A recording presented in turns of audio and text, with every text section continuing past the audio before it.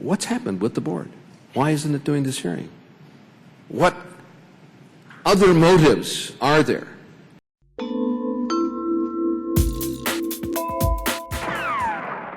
Now, one of the factors that you've cited that I learned only after our phone conversation about this subject on the bridge, the I-35W bridge in Minneapolis, was that the board felt that the staff felt that the hearing would delay publication of the report.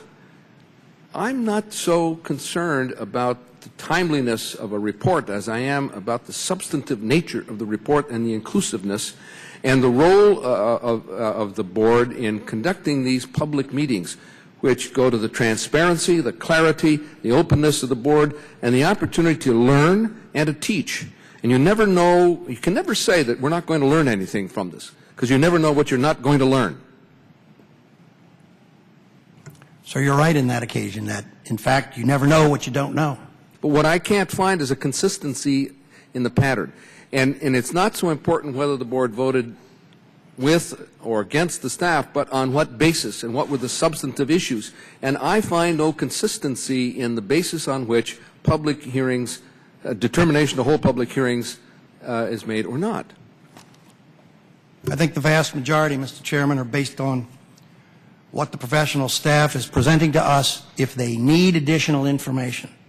Well, now, in the instant case, for the staff to say it's going to delay publication of the report says to me you don't have enough staff, and that the staff doesn't have enough confidence in or has a condescending attitude toward other specialists in the field who might bring information the board, the staff have not seen, have not heard, have not been exposed to. And I think this is a critically important matter. I want to tell you, in the Minneapolis-St. Paul area, in the greater Minnesota area, there is huge skepticism about the objectivity of the board in conducting this inquiry. And I'm not asking you, I'm telling you that a public hearing will go a long way to dispel the questions raised and the lack of trust in the board's actions. I am constantly asked by citizens, by reporters, by local officials, by state legislators, what's happened with the board?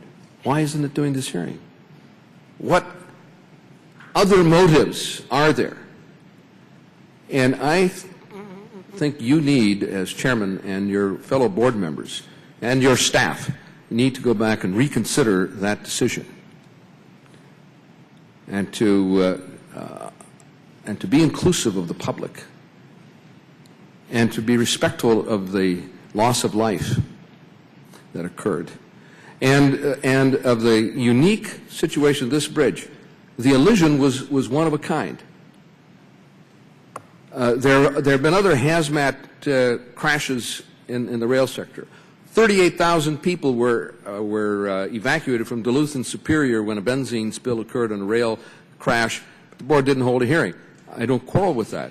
There was no there were no unique circumstances, but this was one of a class of bridges of which there are 740. We haven't had a public hearing on a bridge failure in over 20 years. This is an opportunity for a teaching moment and a learning moment for the board and for its staff, and I urge you to go back and reconsider it.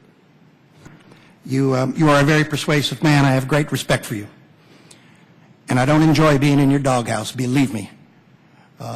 We have had a wonderful relationship unfortunately, up until just the last month or two. And I want to get that relationship back.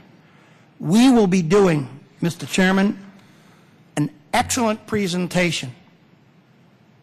An excellent sunshine presentation where this will get a public airing like nothing we have done before, sir.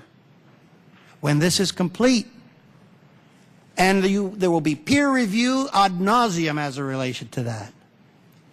And we will have it done, sir, before this year is over.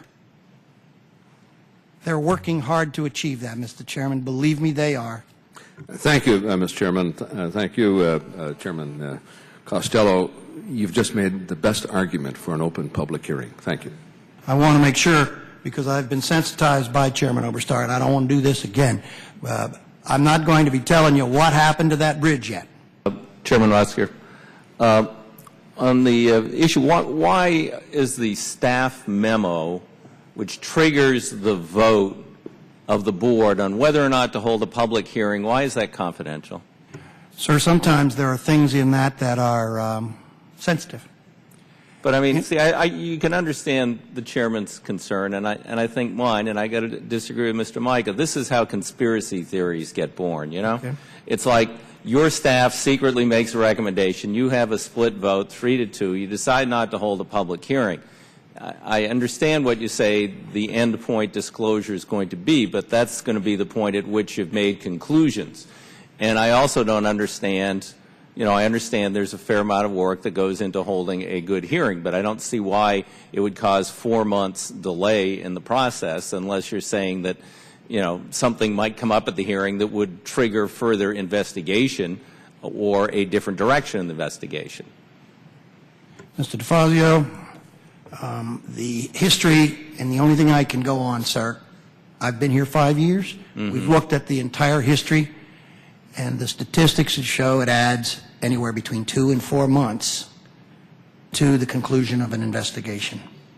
And as it relates to the that's just by the mere fact of holding a hearing because you have to respond to issues raised in the hearing, is that it? No. Just by just the physical. So this perhaps goes back to the point you made. We won't be able to get the additional people we could use, and critical work will be delayed or go undone. So if you had gotten those additional staff, could you hold the hearing and then not have a 4-month or 2-month delay? In this particular case, we have some specialists that have some unique skills and capability and knowledge that would be the appropriate people if we're going to do a substantive hearing. They would be taken away and be drawn into doing the work of getting the witnesses, coming up with the appropriate agenda, dealing with the questions, doing the research. When that happens, because we're not 2 and 3 and 4 deep, the work that they are doing stops. Well, I just got to say I don't find the 2 to 4 months credible. A week, 2 weeks, what? But our committee last year, our various subcommittees held 17 hearings. We heard from 710 witnesses, 394 hours of hearings. If your board staff can't conduct a hearing on one issue, then they need to come and take lessons from ours. I think that this judgment that was made, and the staff, in my recollection, rarely, if ever, recommends a public hearing. It's the board members who make a decision. So that's why you're there, to take into account the public interest and the learning opportunity and learning experience from, in this case, an issue that reflects upon a whole category of bridge failures or potential failures.